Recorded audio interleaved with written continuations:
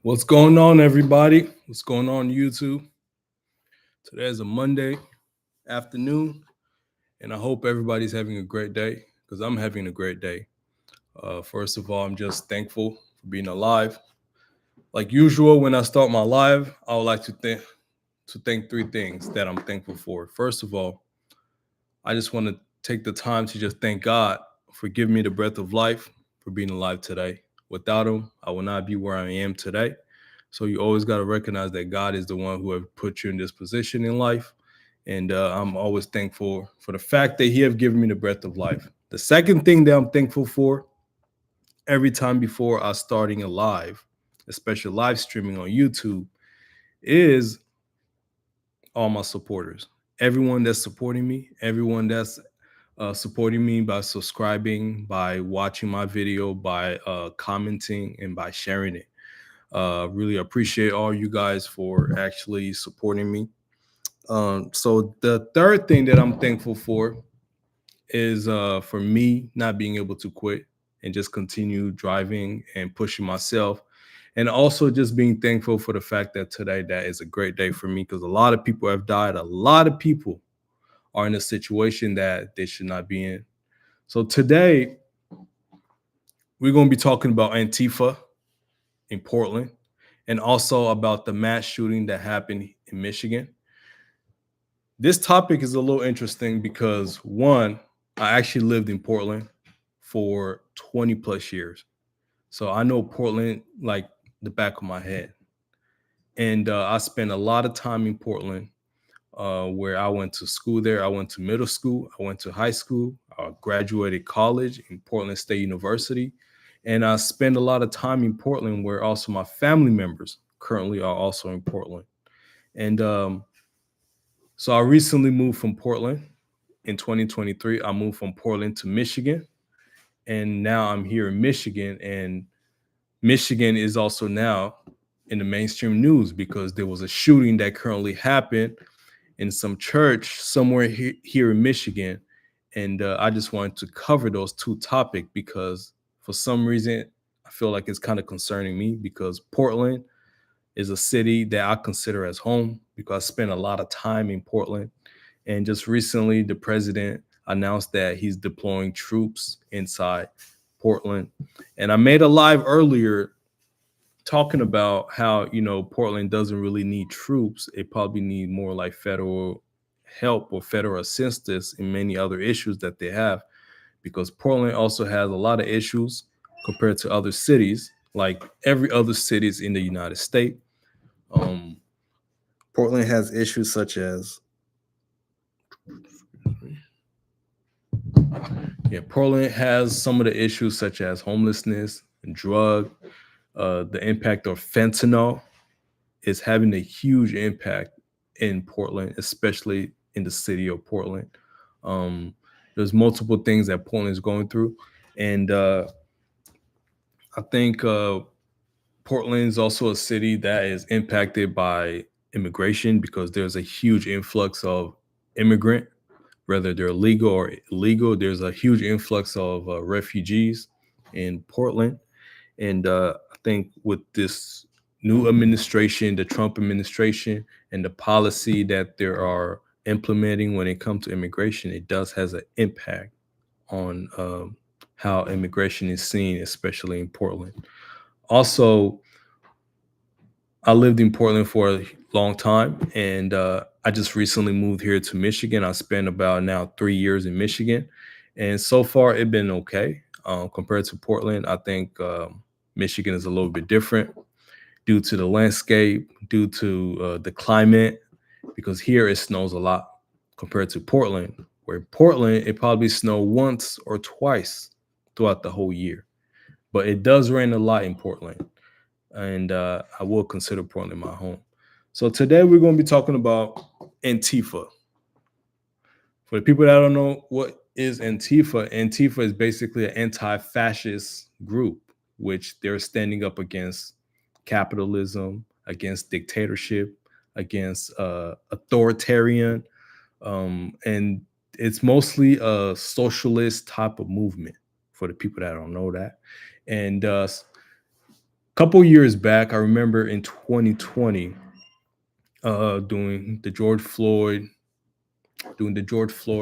protest and doing COVID, Antifa basically surfaced in the mainstream media, where we saw a lot of people, wearing masks, chanting like, they're against the government, they're against the system, they're here to try to change, or change how the government's functioning and things like that. Where some of the protests throughout the nation in cities such as like Chicago, New York, um, Seattle, Portland, St. Louis, Minneapolis, where Antifa was involved, and they created a lot of chaos where, you know, they were agitators in the protest, because first the protests started peaceful, then more people start coming in, and then there start being, a lot of rowdy people causing a lot of chaos, causing disaster and things like that. Um, so Antifa has been a group that been basically um, causing a lot of chaos in a lot of cities. And I remember when I was in Portland, I saw the impact of Antifa in Portland, especially during the George Floyd Black Lives Matter protest that was going on. And this happened when Trump was in power first term. And a lot of people took the opportunity to actually go loot a lot of places in Portland. They spread a lot of graffitis. And I think among a lot of cities in the nation that was impacted by the Black Lives Matter or the George Floyd protest, Portland was probably one of the city that was badly destroyed, especially with the vandalism and the looting and many other things. Um, for me, when it comes to Antifa, I think Antifa is a group that is organized by certain elites, certain powerful people, and they're using certain people that were coming from other cities, other states, to come and become like agitators, to basically cause a peaceful protest to become violent. And we have seen that multiple times. And I've seen that also in Portland, and I've seen that in many other places. So the fact that Antifa is in Portland, it is kind of concerning, and I see why President Donald Trump will try to send in the National Guard to come in and try to basically eliminate the threat. Because if you don't take this seriously, these type of organization could be influenced or even funded by a lot of foreign force, where those foreign force can basically utilize individuals that are against the government to try to overthrow the government in some level, because we've seen things like that.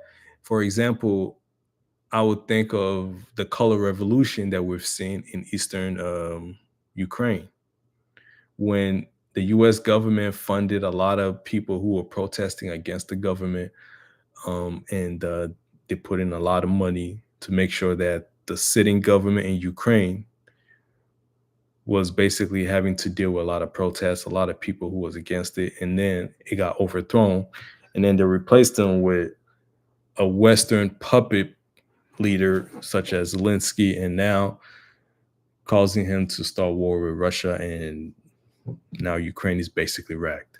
So I think a lot of foreign power can potentially utilize those type of things, can utilize Antifa to push a certain agenda, because one, there's a lot of immigration, a lot of illegal immigrant here in the United States, whether they're legal or illegal. But the illegal one, most of them are coming here, and they're probably pledge allegiance to their country and not to the United States.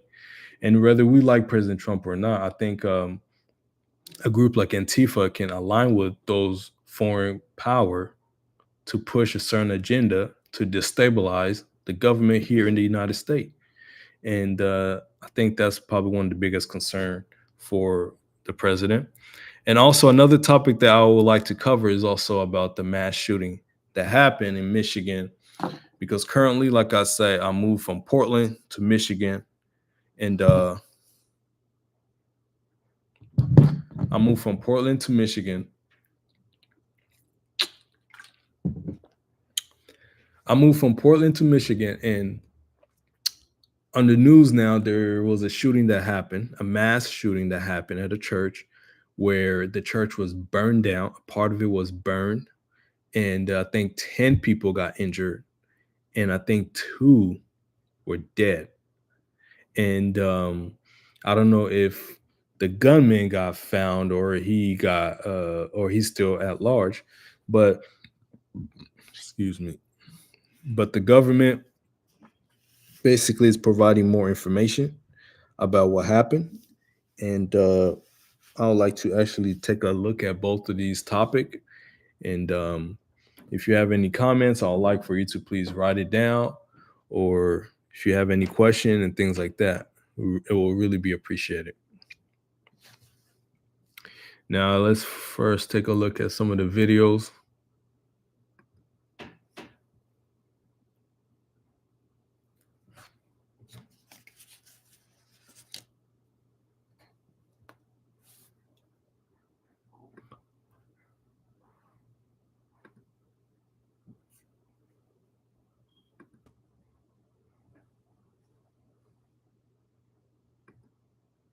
Build a website you love with Wix.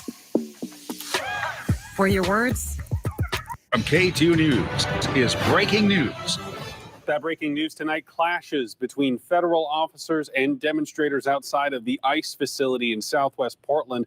The tension ratcheting up as soon as the sun went down. It's a noticeable difference from earlier in the evening. That video on the left side of your screen showing protesters marching to the building right now from Southwest Portland and circling the building before leaving. Very different scenario now with that video on your right. Thank you so much for joining us for K2 News at 11. I'm Barry Mangold. We have a lot to get to. Tonight's clash is kicking off less than 24 hours after this announcement from President Trump. He posted to Truth Social saying, quote, "At the request of Secretary of Homeland Security Kristi Noem, I am directing Secretary of War Pete Hegseth to provide all necessary troops to protect war-ravaged Portland and any of our ICE facilities under siege from attack by Antifa and other domestic terrorists. I am also authorizing full force if necessary." And we want to show you where this is all happening in relation to downtown Portland. You can see this is the facility location there off of South McAdam Avenue. The building is south of the city near a Tesla dealership and several other apartment complexes. KT has previously reported on a lawsuit filed by one woman claiming the city was not doing enough to stop the noise from the nightly clashes outside the building. Now we want to get to our reporter, K2's Jennifer Singh, who spent hours in front of the ICE building tonight. She witnessed those peaceful protests before things started to change. So, Jennifer, city leaders stress peace today and not taking the bait by resorting to violence. Did it work out? You know, when you look at the protests that happened previously, like in 2020, there was a lot of people, especially like local protesters, that was complaining. Some of the people that were in the protests, that were agitators, were people that were probably not from the city. There were people that came from different area of the country or a different area of Oregon that arrived there, and they usually were wearing masks. They were wearing like a different type of uniform. They were not showing their face because at that time, during COVID, during the pandemic, we were basically forced to wear masks. So many of them had like a ski mask or, just disguising themselves. And they were the one who were creating chaos and a lot of disorderly conduct, especially when it came to the protest that was going on. And many of the local protests and the protesters that went there peacefully were complaining that most of these agitators were people from outside the city. And when you look at the people that was being arrested, especially in a lot of protests in 2020 during the George Floyd protesting, many of them were people that came from different cities. And it shows that a lot of them were being paid by powerful individual, by powerful organization to make sure that, they're the agitator, that they're creating chaos. So certain places throughout the country can be seen like it's chaotic, it's like a war zone and things like that.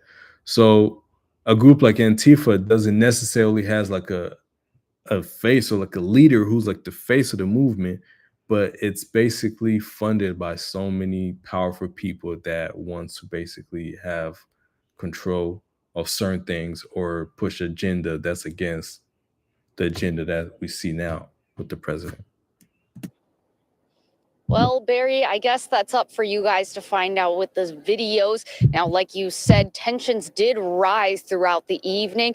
In the early hours, we did see things remain very peaceful. But like you said, it was after the sun went down when things started to get a little bit physical. We saw a few instances of that. And we do know at least one person was taken into custody after a physical confrontation with officers. Now, some people we spoke with this evening tell me that's exactly why they believe federal troops are needed in Portland. Portland's not going to protect their citizens. These people are tax-paying citizens. They have their homes here. He's got to do something. I think he just wants to see America safe and following the law, but Portland's politicians don't want to do that. And other people worry that an increased federal presence will do the opposite of protecting the peace, referencing back to the Portland protests in 2020. I just remember watching night after night everything that was going on with the interactions between police and protesters. And I'm just worried that we're going to see things blow up like they did in 2020. And it's because our president and the federal government, they're looking for a fight. I witnessed that in 2020 because I was in Portland in 2020. And I left Portland in 2023. In 2020, I remember that vividly, that, a lot of places was basically destroyed. A lot of luxury building, a lot of luxury store like Louis Vuitton, Nike, Apple, Samsung. A lot of things was being destroyed, and people took the opportunity to actually, steal a lot of valuable items during the 2020 protests, especially with the BML, the Black Lives Matter, and the George Floyd protest that was going on. And on top of that, we were basically quarantined because of the pandemic, and a lot of people was agitated. They were irritated about the information that they were receiving, especially on the news about the pandemic. Some of them did not trust the government. Some of them did not even like the information. Some of them didn't even believe at that time that, a pandemic was going on. And it just added a lot of things where you see a lot of agitators, a lot of people that joined the protest just to express their anger, their frustration about what was going on at that time. And I remember vividly when I went to downtown Portland, I could not recognize it because a lot of the building, a lot of the stores, like the Apple store had like I remember exactly in downtown Portland, the Apple store was across from the mall called Pioneer Square Mall. And usually the Apple store has like it's like a glass building, and most of the glass was basically broken. And it was replaced by wooden pallet or wooden, like as wood to basically cover it and things like that. Ever since then, now Apple has basically put like a metal fence around it. And it was kind of sad to see all those things. And on top of that, you saw a lot of graffitis that was done. Like the city was just unrecognizable at that time, especially when the protest was happening. So maybe bringing in the troop could potentially help out the city. I don't know. But it will probably just add a little bit more frustration, especially with the group like Antifa inside Portland. But on top of that, I think if the federal government really want to help the city like Portland, especially with the issue that's going on in Portland, which is like homelessness, drug problem, I think they should probably take a different path. Now, again, there are still a lot of questions we need the answers to, such as when the troops would arrive, how many of them, and what they would be tasked to do.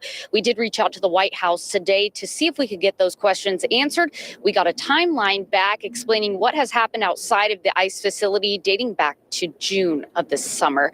Now, we are still working to get those answers, but we will bring them to you as soon as possible. For now, live in downtown Portland tonight, Jennifer Singh, K2 News. Barry? Jennifer, thank you for that. And you may have noticed at home watching that Jennifer and our crew was not at the ICE facility. That is because demonstrators threatened their physical safety about 90 minutes ago. Our security team, who's with them now, moved them inside of their vehicle, and protesters were heard discussing our parent company, Sinclair Broadcast Group, and plans to target our crew if they exited the vehicle. The crew was simply trying to report on an important local news story happening in our community, but their safety is our first priority. So we moved them from the ICE facility to avoid further physical threats.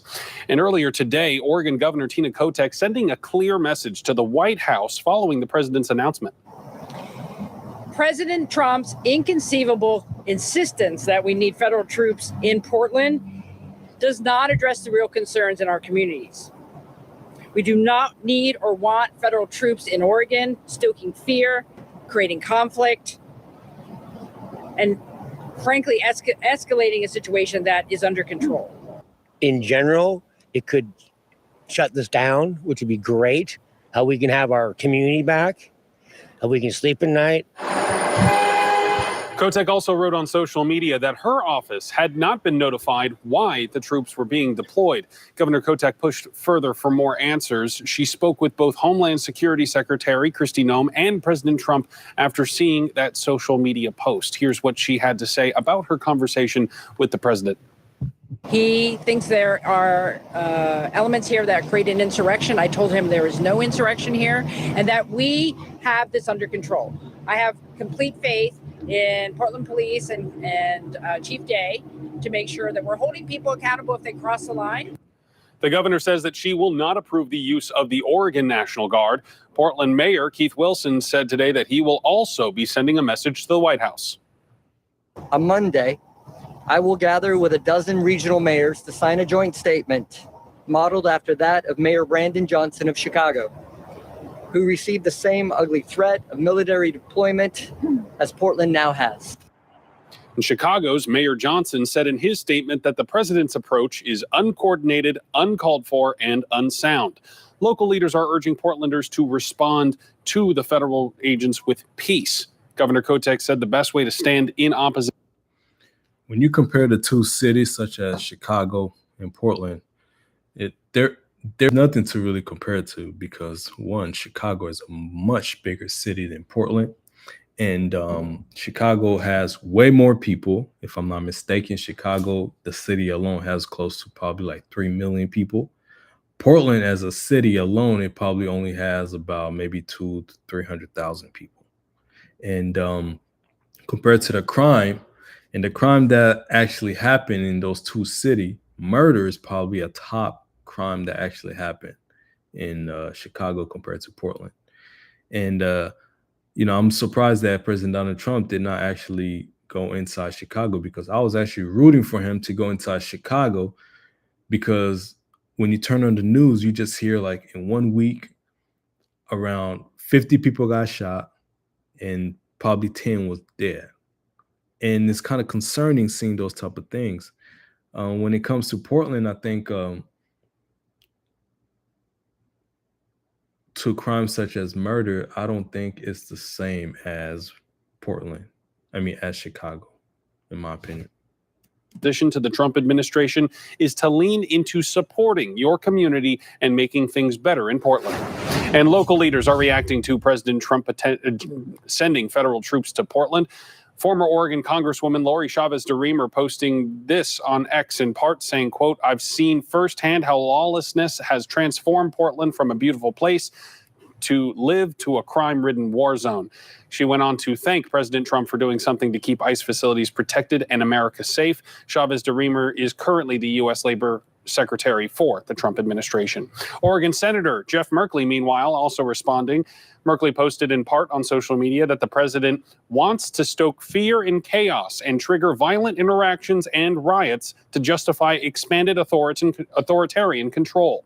Merkley urges the city to not take the bait and asserts that Portland is peaceful. The senator echoed similar sentiments from last night's news conference with Mayor Keith Wilson, which was put together in response to the president's announcement.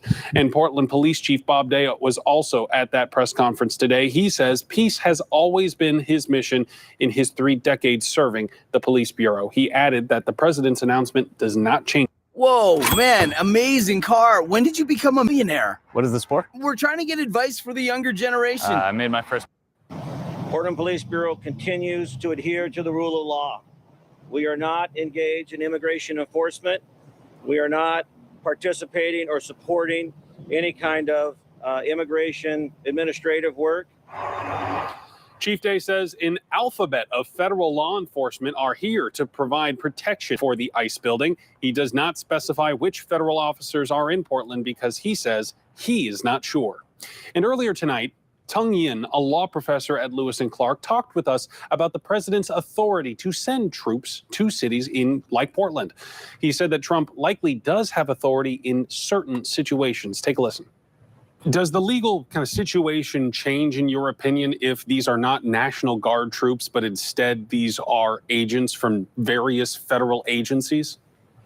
That is different. Okay, so the reason it matters if it's military troops versus federal law enforcement agents is that there's a law called the Posse Comitatus Act that forbids the military from being used for domestic law enforcement unless Congress authorizes it. So the default is you can't use the military to do ordinary arrests, crime control, and so on. Federal agents could, if they have the appropriate jurisdiction, so sending FBI, DEA, et cetera, into the area to enforce federal law, they can do that.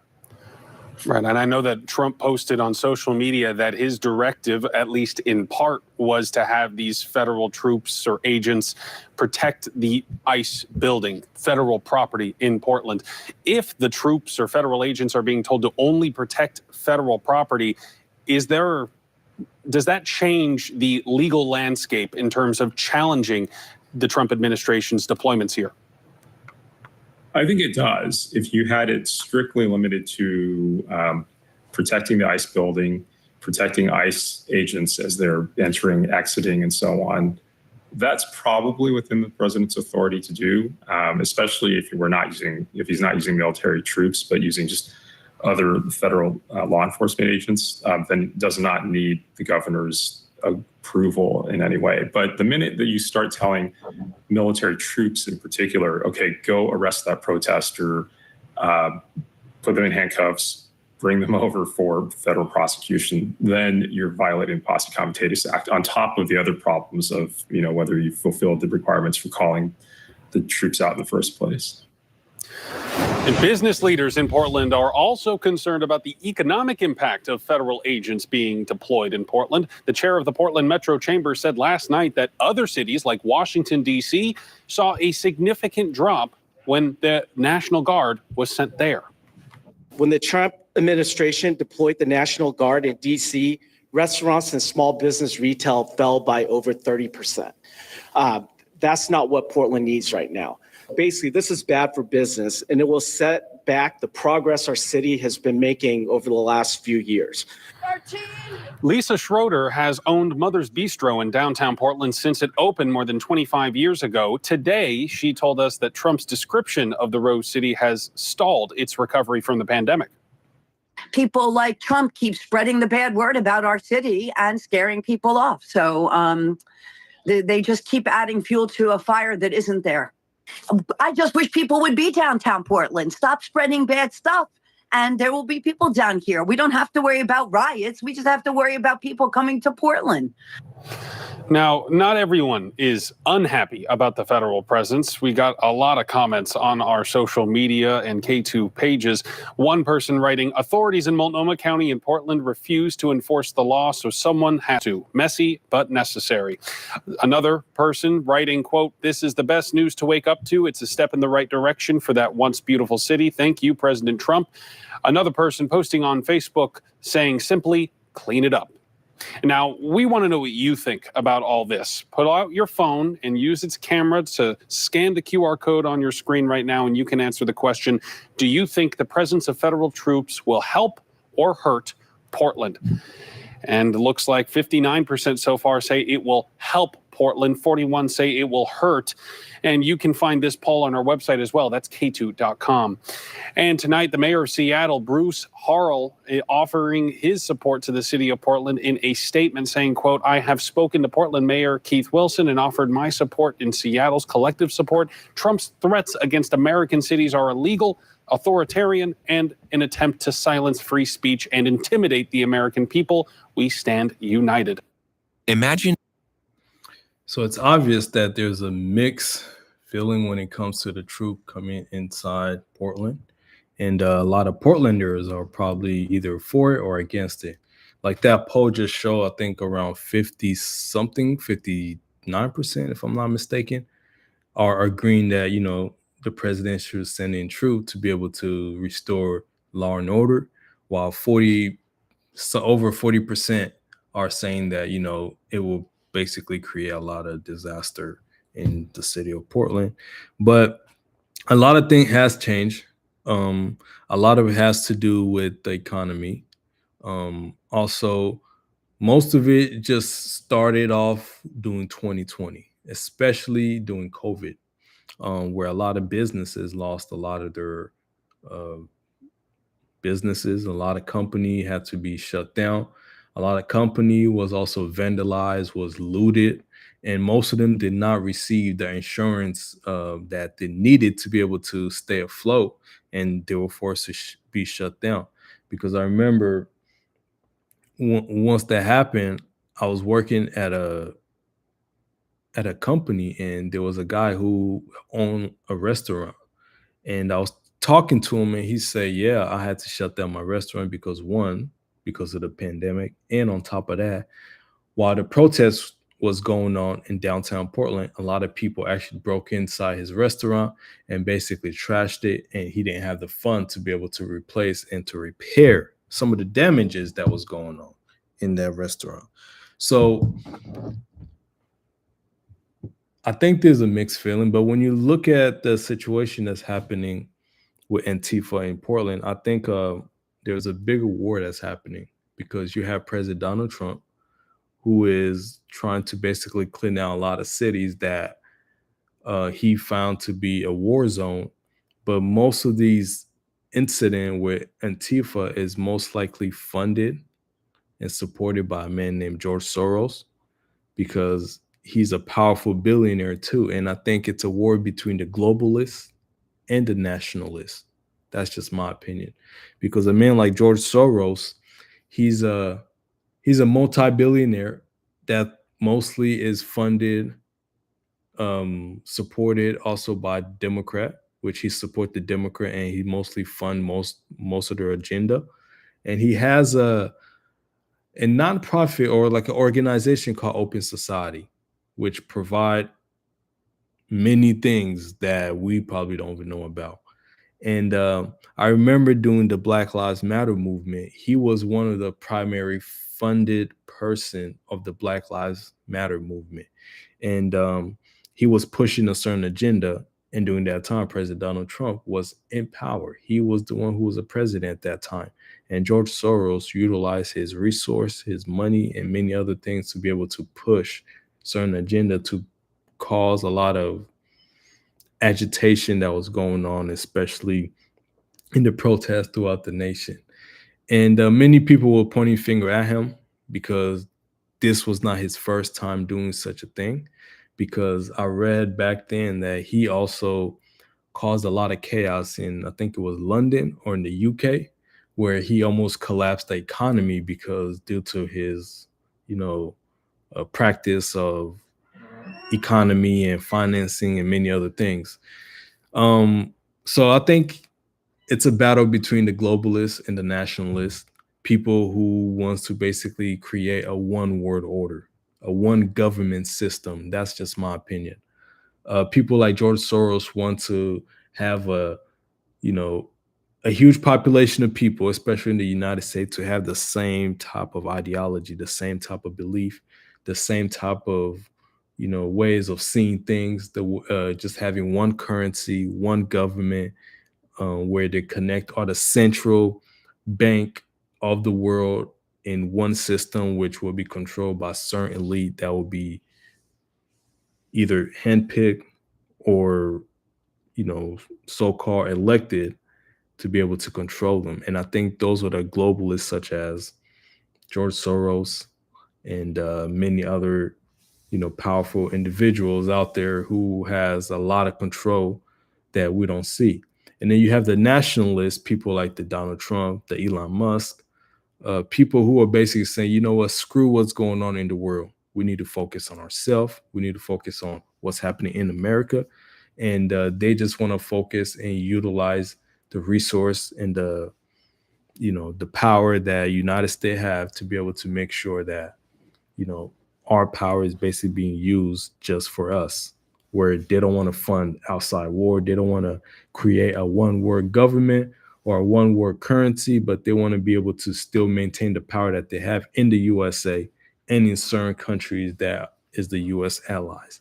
So in my opinion, when a situation like this with the Antifa movement, because they always say you got to follow the money, because if you follow the money, you will know why things is happening the way it is.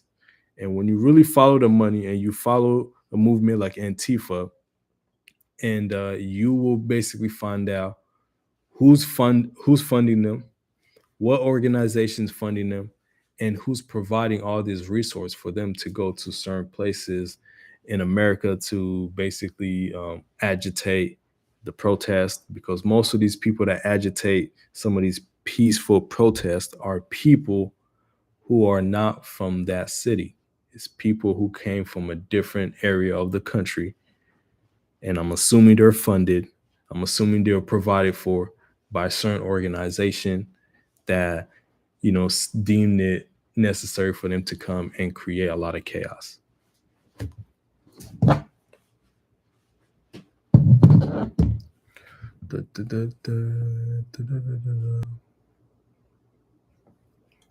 Okay, so the next video.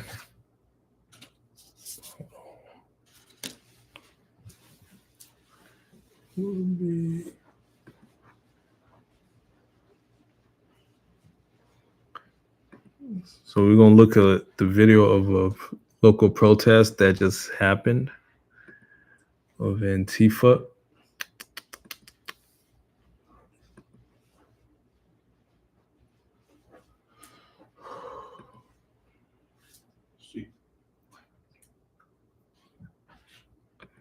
So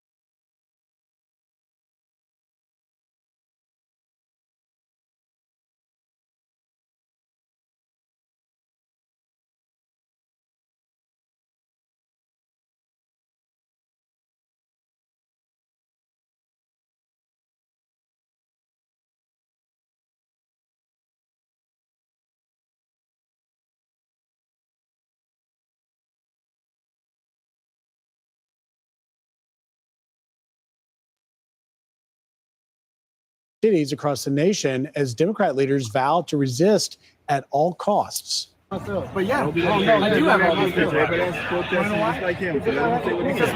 Like I have your opinion.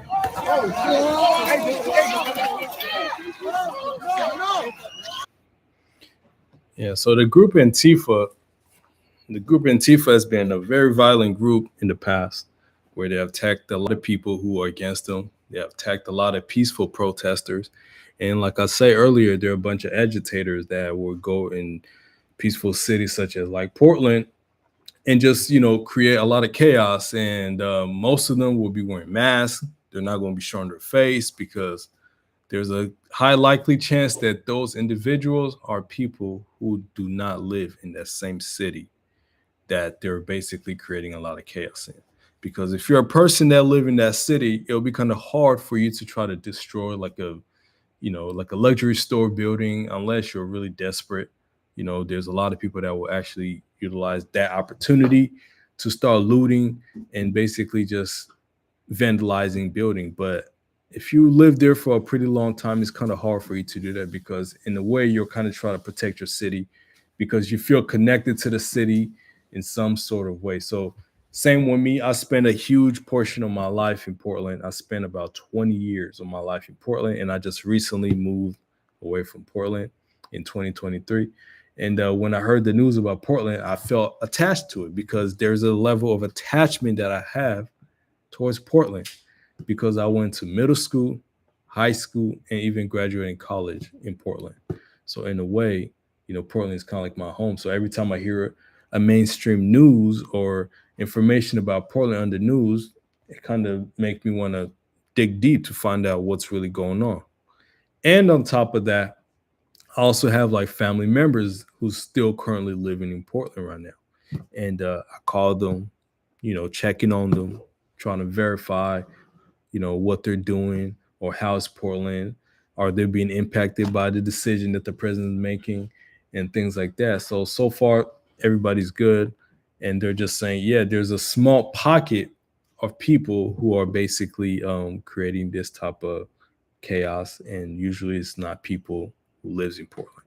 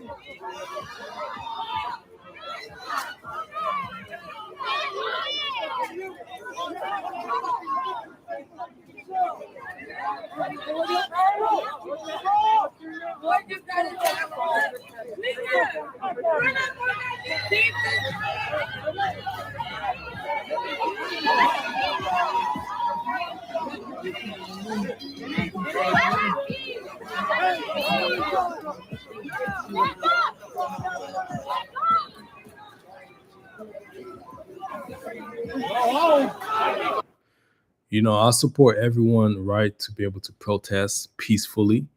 But when you start seeing these type of protests becoming more violent, you kind of start asking yourself, like, what's the real purpose behind this?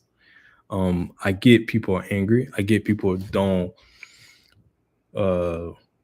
support the policy or the decision that's being made by the authority or by the president. But, violence should not be the solution. And violence is usually not the solution in a peaceful protest. And I think everyone should have the right to be able to protest peacefully. And when you look at some of the people that are actually creating the violence, not the people that are actually protesting peacefully, there are people that usually don't have nothing to do with their life. Either they're frustrated about what's going on in the economy, either they're unemployed, they can't find a job, they are, doped up with a bunch of drug and, their adrenaline is rushing and they just want to get a rush. There's multiple reasons why, but, I support everyone that has the right that wants to protest peacefully for a cause. But when a protest like this is becoming violent, or it's basically infiltrated by groups such as Antifa to basically create a certain premise or a certain, narrative around the city, such as Portland, to let people know that Portland is this, war zone, and that's kind of sad to see. Take your ass home.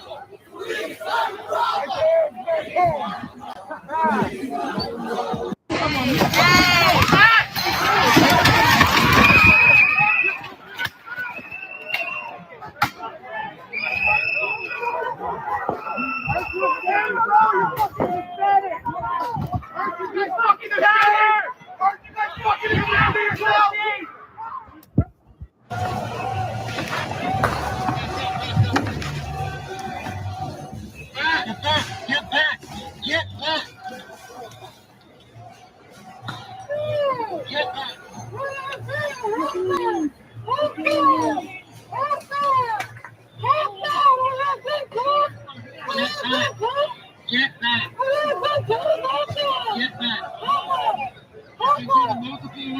Secretary Noem confirming plans to expand ICE crackdowns in major cities across the nation as Democrat leaders vow to resist at all costs. But yeah, I do have all these things. Everybody else protesting just like him. So let him say what he says. We're fucking done with people like you. I have your opinion.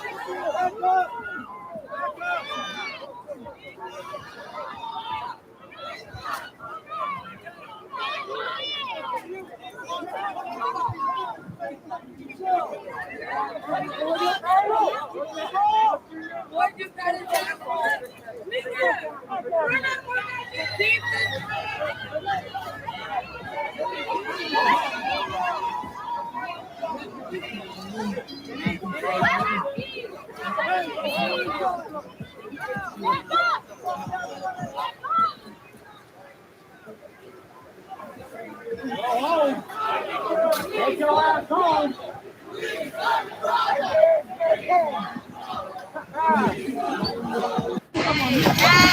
back!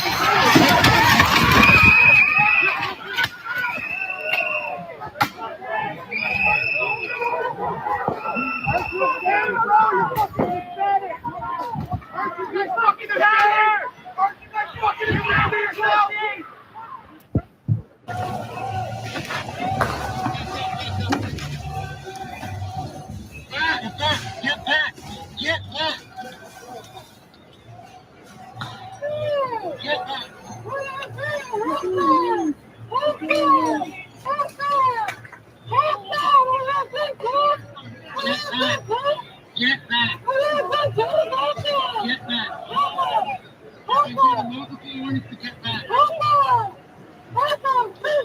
Police are begging the mob to get back, like they're talking to children who won't leave the playground. Except these aren't kids. Those are not children. These are violent agitators who spent over 100 days turning an ICE facility into a war zone. Loud music, fires, assaults, harassment, you name it, you got it. Neighbors were furious, begging. So yeah, there was a protest that happened, and I guess the Antifa crowd became very, very violent, and a lot of people The left's got meltdown has injured. gone from top. So we're going to transition to the new topic, the mass shooting that happened in Michigan.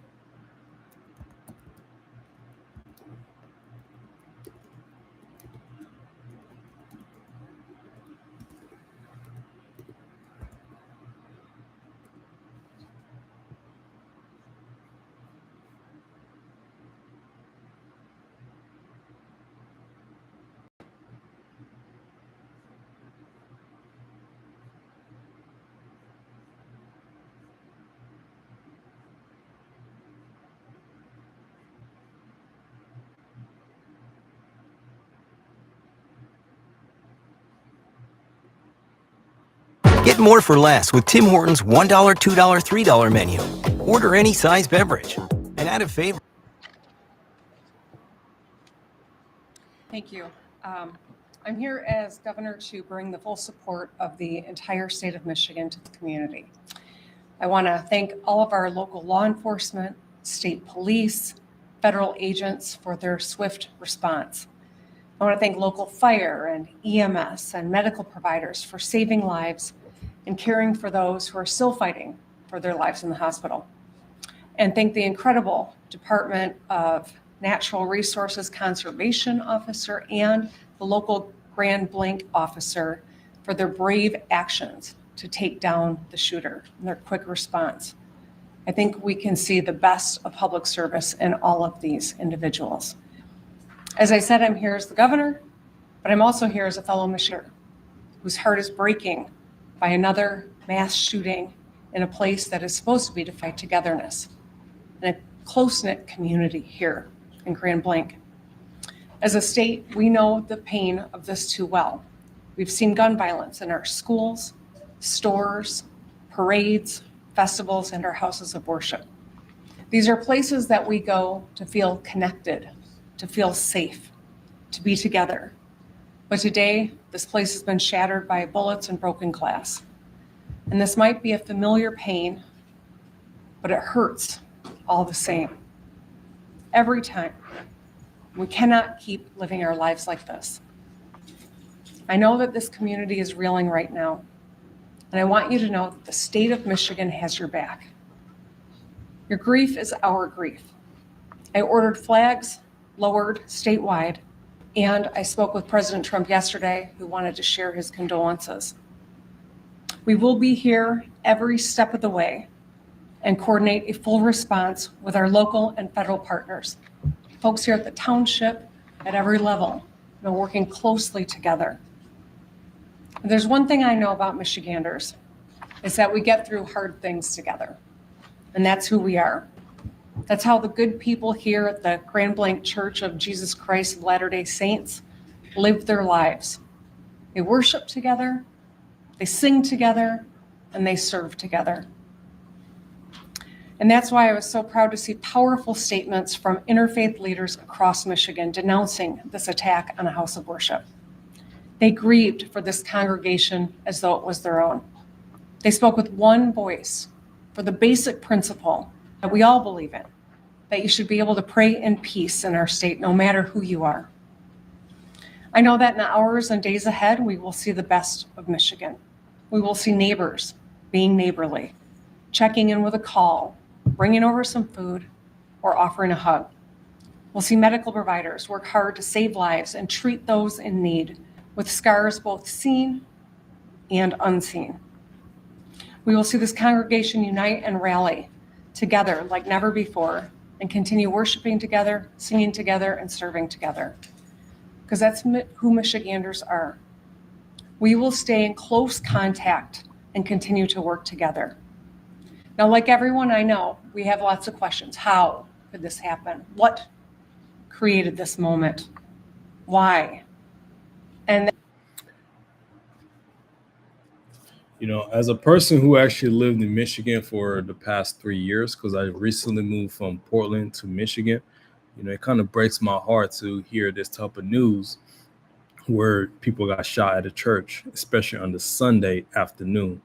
It's kind of, you know, saddened to hear a situation like this happen, especially in a place such as a church where people are going there, you know, to have a gathering, to thank God for giving them the breath of life, for the protection, for everything that God has provided for them. And now some lives are lost and multiple people are basically fighting for their life inside a hospital. And this is kind of nerve-wracking. It's kind of sad because we keep on hearing a lot of gun violence that have been going on throughout the country. We have seen a lot of mass shooting that also happened throughout the country. Recently, there was another shooting that happened at a Catholic school in Minneapolis, where a lot of Catholic kids in the Minneapolis city were shot, and some of them were killed because somebody came in there and just decided to take a life. This is a common trend that we keep on seeing in the United States, where a lot of people who are not normal in the head, a lot of people who are mentally screwed up, who have access to multiple powerful assault weapon, and they will go inside a place such as a church, a school, and just go shoot it up because that's what they want to do. And it's kind of sad to see it. That's motivated by a genuine motivation to understand, to learn, to prevent in the future. But I want to caution everyone, while we are working hard, while the good men and women who are working hard are doing so due diligence at this juncture, speculation is unhelpful and it can be downright dangerous. So just ask that people lower the temperature of rhetoric. Keep your loved ones close and keep this community close to your hearts. Let's keep doing the work together. Let's be kind and let's love our neighbors. Thank you. And now I'd like to introduce the head of the Michigan State Police, Colonel James Grady. Thank you, Governor, and good afternoon. Now, this community has been greatly impacted by yesterday's events. We are offering our deepest condolences to those affected by this tragedy. This horrific event is something that this community has never experienced. It is important at this time that we come together to support one another in this time of grief. We stand ready and willing to assist both our local and federal partners with any additional needs as this investigation continues. The Michigan State Police immediately responded alongside our public safety partners to secure the scene, provide support to our neighbors, with our emergency support team serving search warrants, the bomb squad and K-9 team sweeping numerous locations for evidence and explosives. Additionally, our forensic science laboratories and our special investigation section continue to investigate the officer-involved shooting and work alongside our federal and local partners. I'd like to take a moment for everybody to remember that last year, we put together an initiative called Stop the Plot. While we are committed to keeping our community safe, we also need your help. Again, it takes everybody. 53% of mass attacks leave a trail of clues leading up to them. And 2/3 of mass attackers elicited behavior that cause concerns. So we are asking our communities to stay vigilant. And if you see something suspicious, please contact local law enforcement or 911 immediately. We will keep the family in our prayers here at MSP as they continue to cover and we work together. Thank you for your time. Next up, we will have from the ATS, thank you. We will have ATS Special Agent in Charge for Michigan, James Deere. Good afternoon. My name is Jim Deere with ATF. I'm the Special Agent in Charge for ATF Michigan. On behalf of the men and women of ATF, I offer my deepest sympathy and condolences to this community and to the families affected by this tragedy, this horrific act of violence. There is no place in our society for this. There's absolutely no place, but it's become all too common. And as we know, we have become more and more desensitized. This community is hurting and we are here to help them heal. As part of that healing process, ATF has brought in their national response team. This is a cadre of world-renowned investigators for arson and explosive incidents. They have been used all over the world, and they come from places as far as California, Hawaii, and they're here in Michigan now. They arrived last night, they've briefed, they're examining the scene, and that is what they're doing at this point. From ATF's perspective, I would encourage the community not to travel by the church. Those roads have been blocked off and access is controlled. While that might be a little disheveling for folks, that we need that scene security for our investigators as they dig out this scene.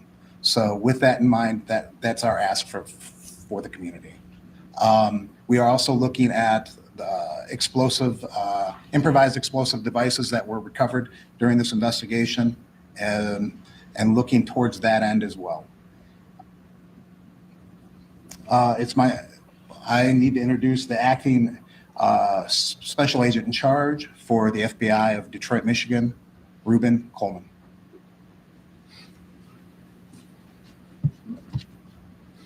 My name is Ruben Coleman. I'm acting special agent in charge of FBI Detroit Field Office, which represents the entire state. At this time, we wanted to provide an update on our investigative efforts regarding yesterday's tragic shooting at the Church of Jesus Christ of Latter-day Saints in Grand Blanc, Michigan. First, I want to express my gratitude for all the cross-agency collaboration between our federal, state, and local partners. Their support has been outstanding and critical to this investigation. We are in lockstep with our partners as we continue to work through this. As I mentioned yesterday, the FBI is investigating this as an act of targeted violence, and we are continuing to work to determine a motive. In the past 24 hours, our investigative squads and specialty teams have been out all night, exhausting leads, some of which have been coming in from the public via tips. Our special agents, victim specialists, child advocate forensic interviewers, and local partners have interviewed over 100 victims and witnesses to date and are continuing to interview individuals as we speak. Our evidence response team, or ERT, which is a specialized team of special agents, intelligence analysts, and professional staff, are trained to process crime scenes and collect evidence. They were out all night and continue processing the scene as we speak. Our field office has stood up national equities for support. We are engaging with our Behavioral Analyst Unit, or BAU, and have received support from our Quantico Labs division to analyze evidence collected to date. We received assistance from our FBI field offices across the country to support this case and file down leads. While our focus is on this investigation, we want to continue to keep the victims and their families in our thoughts as they navigate through this incredibly difficult time. Please continue to reach out to the FBI via 1-800-CALL-FBI or submit tips at tips.fbi.gov. Thank you. Chief.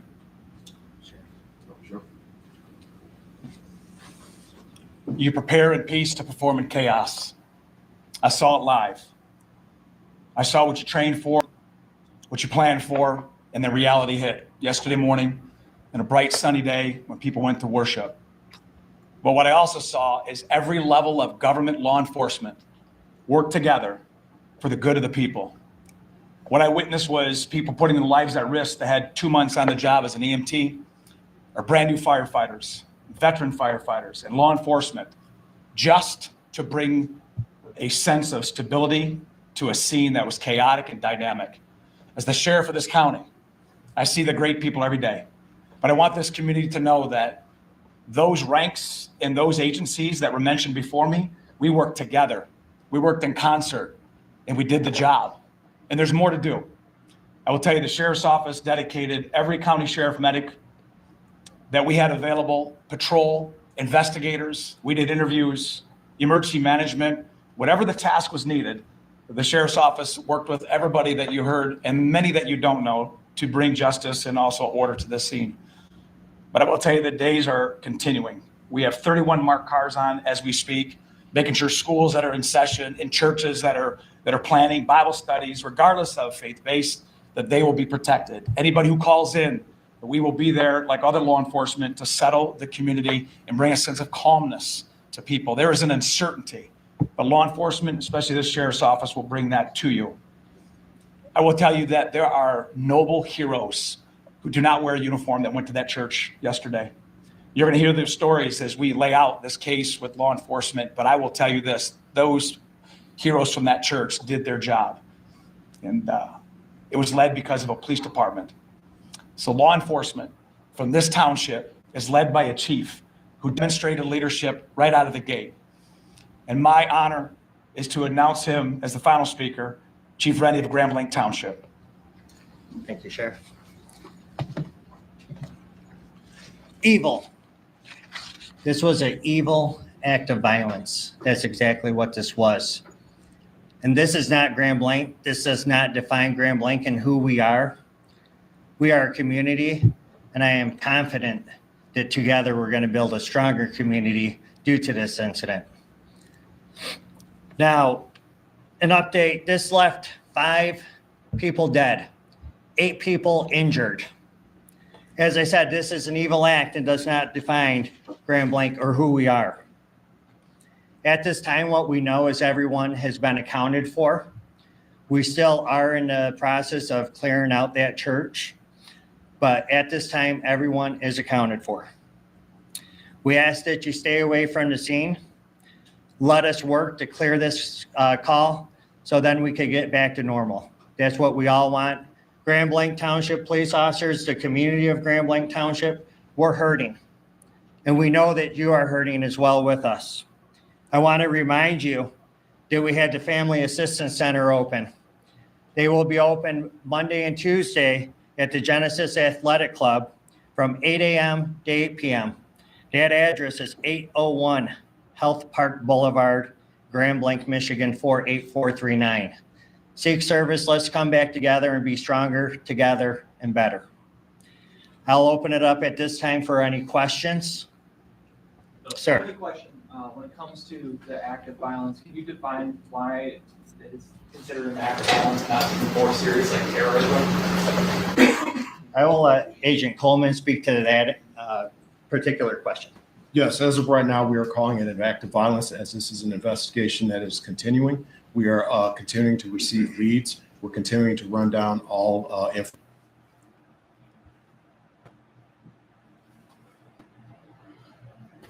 So I'm gonna stop right there.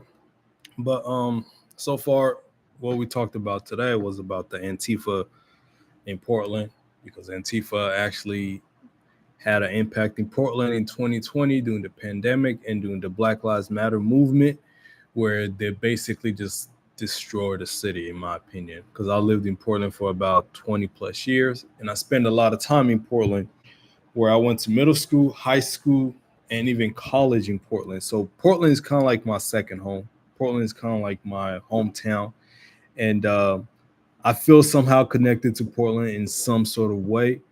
Portland does have a lot of things that they got to fix. They got to fix the homeless issue. There's a huge drug epidemic that has, destroyed Portland, in my opinion.